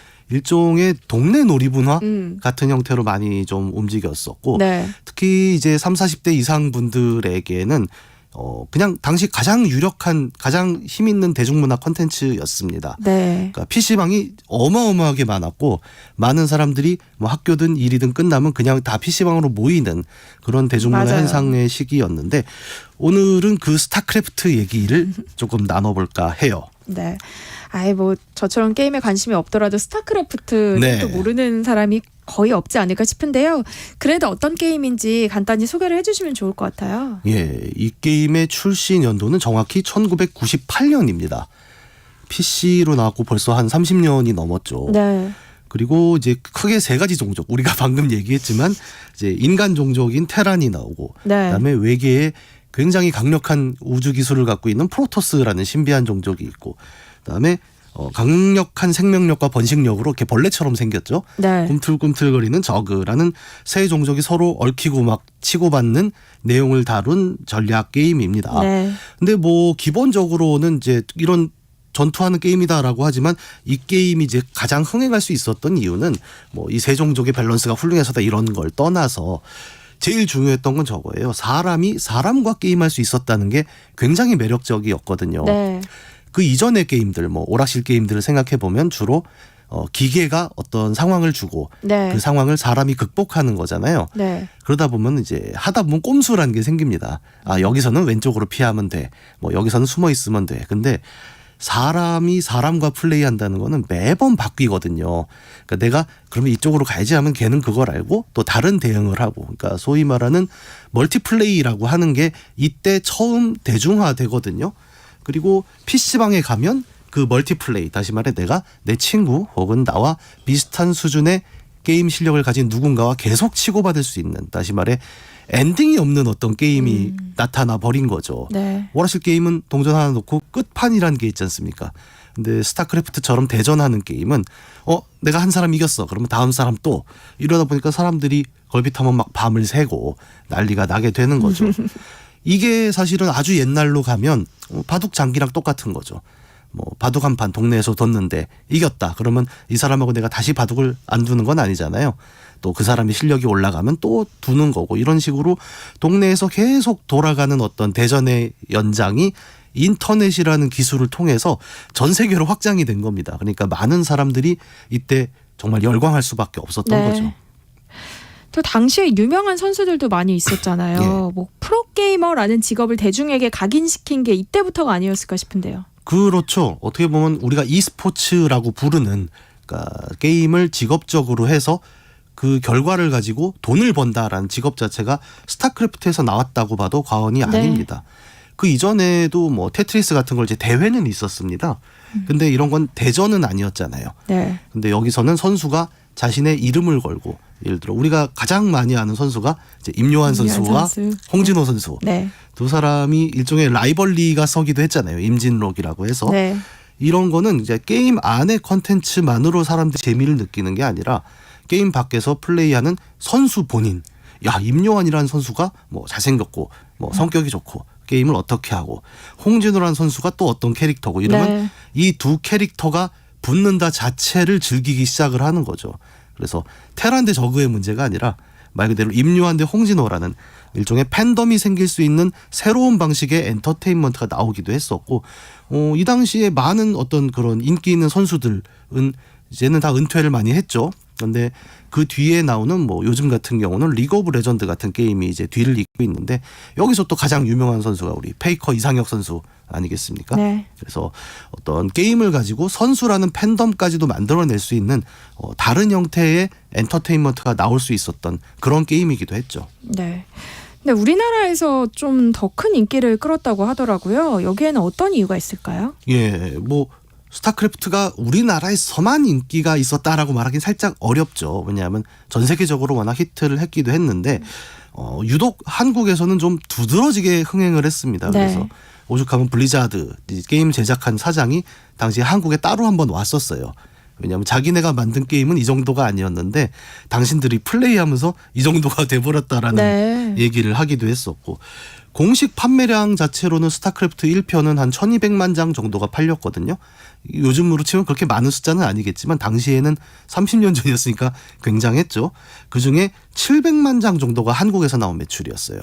그러니까 스타크래프트의 매출에는 확실히 한국이 굉장히 영향력이 크긴 했었죠. 그러네요. 네. 시기가 맞물린 건 알겠는데 뭐 IMF 금융위기와 스타크래프트가 연관이 있다 뭐 이런 이야기도 있던데요. 예, 그러니까 한국에서 스타크래프트라는 게 흥행한 이유가 뭐냐 이런 네. 얘기들을 많이 하는데 저는 그 중에서도 가장 큰 이유가 IMF 금융위기라고 생각을 해요. 네.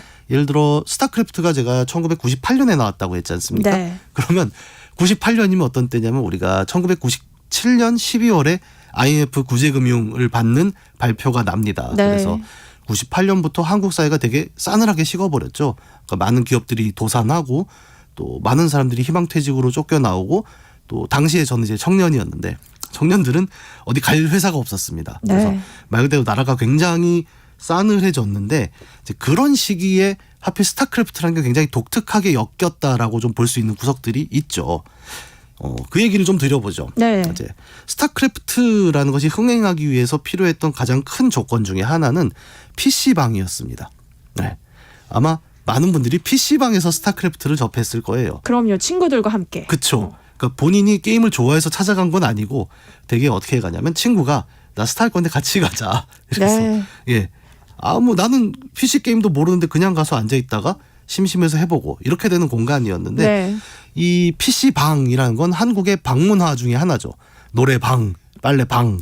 그러게요. 우리가 좀 방을 좋아하네요. 네. 한국의 경우에는 이 방 문화라는 게 있어요. 그러니까 어떻게 보면 가정 안에 있는 무언가가 공용 공간으로 튀어나올 때 그런 걸 우리 이제 방이라고 부르는데 이 방은 스타크래프트 같은 게임하고 굉장히 밀접한 관계입니다. 오죽하면 라이엇 게임즈라고 리그 오브 레전드를 만든 회사죠. 이 회사 사장은 LA에서 그 PC방 매니아였어요.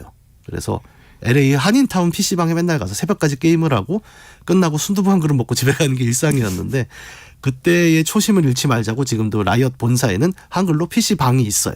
네. 그 정도로 굉장히 이제 본인도 그 PC방의 영향력을 크게 보고 있는데 이런 PC방이 왜 이제 스타크래프트와 연관이 두꺼웠냐면 90년대에만 해도 이런 데이터 통신 여건이란 게 좋지를 않았지 않습니까? 네, 맞아요. 기억하실 거예요. 그 전화 통신으로 이제 찌 해가지고 연결하는 굉장히 속도 느리고 이런 방식이었는데 이거를 집에서 쓰려니까 전화를 써야 되고 또 통신도 느리고 하다 보니까 인터넷 카페라는 개념이 생기면서 조금 빠른 인터넷을 카페에 가서 음료 한 잔을 시키면 무료로 쓸 수 있는 이런 공간들이 90년대 한 중반부터 생겨나게 됩니다. 그리고 이때부터는 좀 더 많은 데이터를 빠르게 보낼 수 있는 방안들을 생각을 하게 되는 거죠. 그러다가 IMF가 터지죠. 네. 그러면서 이제 IMF 이후에 김대중 정부가 들어서면서 이 경제 위기를 극복하기 위해선 새 산업을 좀 열어야 되는데 그게 뭐가 있을까라고 하다가 IT 산업을 육성을 해보자. 네. 라는 게 이제 당시의 기조가 되는 거죠. 그러면서 데이터 통신 자체를 가지고 사업을 해보자라는 의견들이 굉장히 많이 나오게 됩니다. 근데 그 중에 한 업체가 되게 재밌는 걸 발견을 해요. 한국에는 1980년대에 초고속 데이터 정보통신망 기관망 사업이란 걸 해놓은 적이 있습니다. 이게 뭐냐면 1980년대면 뭐 인터넷도 없고 아무것도 없을 때잖아요. 근데 몇몇 전산 기술자, 전산 학자들이 앞으로 우리의 미래에는 IT, 이 기술 테크놀로지가 굉장히 중요할 텐데 지금 미리 정보통신망을 좀 깔아놓으면 어떨까요? 라고 했더니 이제 정부의 관료들이 그게 뭔지 모르겠지만 해놓으면 좋다며 라고 해서 깔아놓은 게 있는 겁니다. 네. 이게 뭐냐면 초고속 통신망이 가능해지게 만드는 백본망이라고 해서 소위 말하는 가장 큰 파이프인 거죠. 그게 서울에서 부산까지 다 깔려 있었던 거예요, 한국엔. 근데 IMF 이후에 어느 업체가 이걸 발견을 한 거죠. 그래서 아니 이 정도면 굉장히 빠른 인터넷을 우리가 할 수 있는데 정부에 얘기를 해서 이거 갖고 우리가 인터넷 사업을 좀 해보겠다. 네. 정부는 아니 그래 빠른 건 알겠는데 이게 가정에서 그렇게 빠른 인터넷이 필요할까? 그러니까요. 예. 그렇게 빠른 인터넷을 돈 주고 사용할 만큼 수요가 그 당시에 있었을까 싶은데요. 딱히 없죠. 그러니까 초창기에 이런 빠른 인터넷의 수요라는 건 주식 투자 정도였습니다. 왜 주식은 좀 빨리 사고 빨리 팔아야 이제 이득이 남는다고 생각을 하니까요. 그런데 이 온라인 게임이라는 것이 이제 스타크래프트라는 것이 나오게 되면 뭐가 중요하냐면 데이터가 빠르게 넘어가야 됩니다. 맞아요. 예. 이게 느려서 진다고도 생각해요, 사람들은. 그럼요. 되게 억울하신 표정을. 좀 느리면 네. 이미 막 공격받고 있고 이러잖아요. 그렇죠. 당연히 원활한 게임이 되려면 데이터가 대용량의 데이터가 빠르게 오고 빠르게 들어와야 되는 거잖아요. 그래서 처음에 이 사람들, 이 데이터 통신망을 갖고 사업을 하겠다는 사람들은 가정에 놓긴 좀 비싼 거예요, 이게.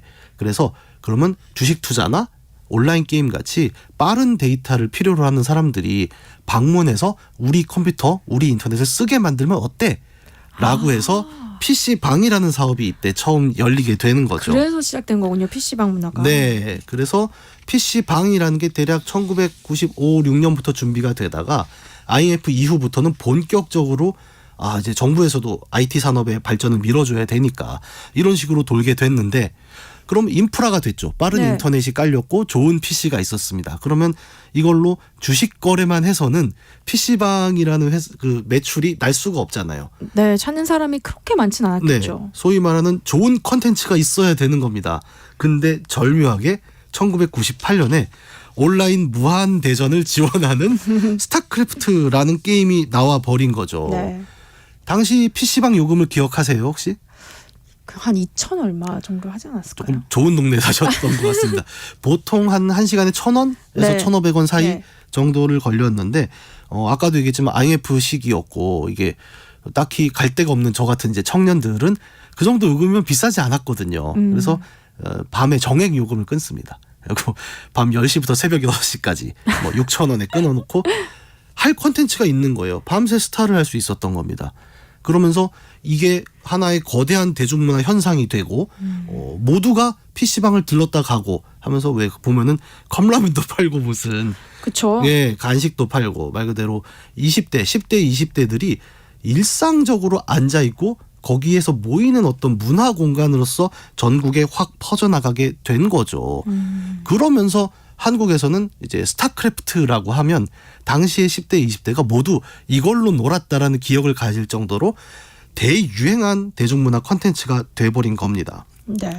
그러니까 IMF와 스타크래프트가 그렇게 또 연결이 되는군요. 그래서 좀 쓸쓸한 거예요, 한편으로는. 그러니까 예를 들어 이런 설명이 가능해요. IMF 때 내가 구조조정을 당했어요. 그럼 퇴직금을 갖고 나와서 뭘 하지 하는데 요새 PC방이 유행이래. 그래서 PC방을 차립니다. 회사를 가야 되는데 취직이 잘 안 돼요. 딱 저 같은 케이스였죠. 뭐 하지? 그럼 그냥 PC방에 앉아서 뭐 하지 하면서 스타를 합니다. 네. 예, 이런 어떤 수요와 공급이 이상하게 맞춰져 버리는 순간이 돼버린 거예요. 그래서 뭐 많은 문화들이 그렇죠. 어떤 일정한 질곡이나 역경 속에 나오기도 해요. 예를 들어 뭐 부대찌개 같은 게 대표적이지 않습니까?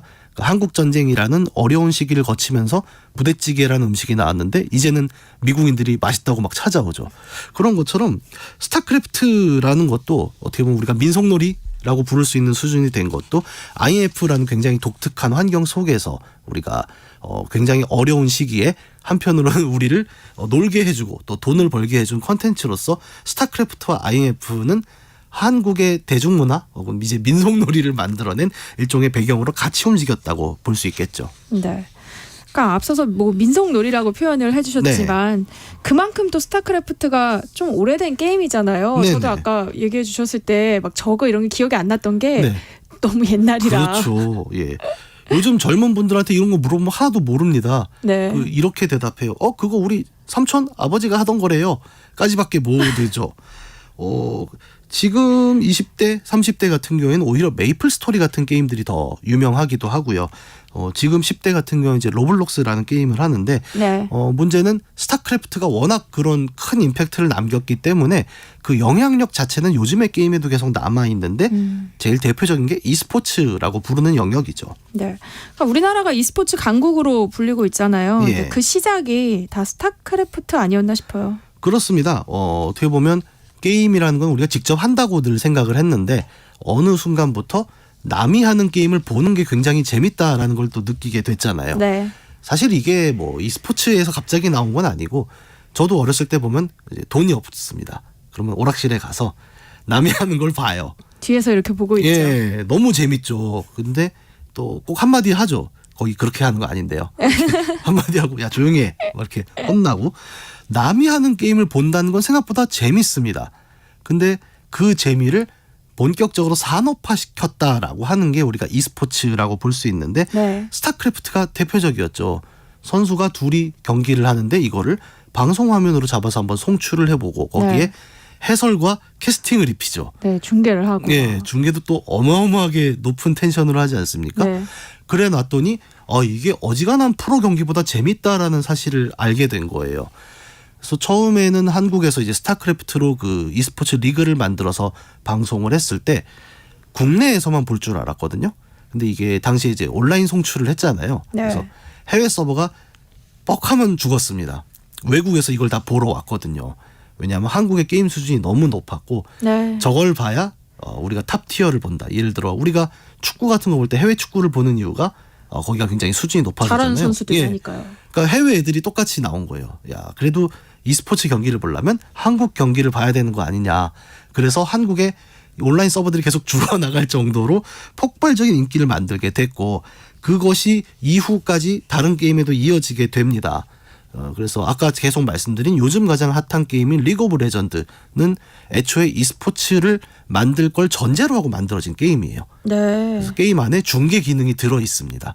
그리고 실제로 게임사가 각 지역의 유명 선수들한테 스폰을 하면서 리그를 만들어가고 있는 거고요. 그래서 스타크래프트에서 처음 태어난 이 e스포츠라는 개념이 스타는 이제 말 그대로 민속놀이가 돼버렸죠. 그러니까 저도 평소에 안 해요. 그러니까 설날 추석 때만 하는데 비록 스타크래프트는 이제 예전 같지는 않지만 그때 만들어졌던 어떤 선수 시스템과 남의 경기를 보는 즐거움이라는 건 다른 게임에서도 계속 벤치마킹하는 어떤 대상이 된 것 같습니다. 네. 0170번님이요. 남편에게 게임 방송을 왜 보냐고 했더니 네. 제가 드라마 보는 것과 같은 이유라고 했어요. 라고 보내주셨네요. 각본 없는 드라마죠, 정말로. 그렇죠. 네. 스타크래프트의 유행은 단순히 게임 하나가 인기를 끈 게 아니라 뭐 그 당시의 사회적 상황들과 맞물렸다 이렇게 봐도 되겠어요. 그렇죠. 우리가 하나의 현상을 볼 때 그 현상만 보는 게 아니라 앞뒤로 어떤 영향력이 있었는가를 좀 보게 되지 않습니까? 네.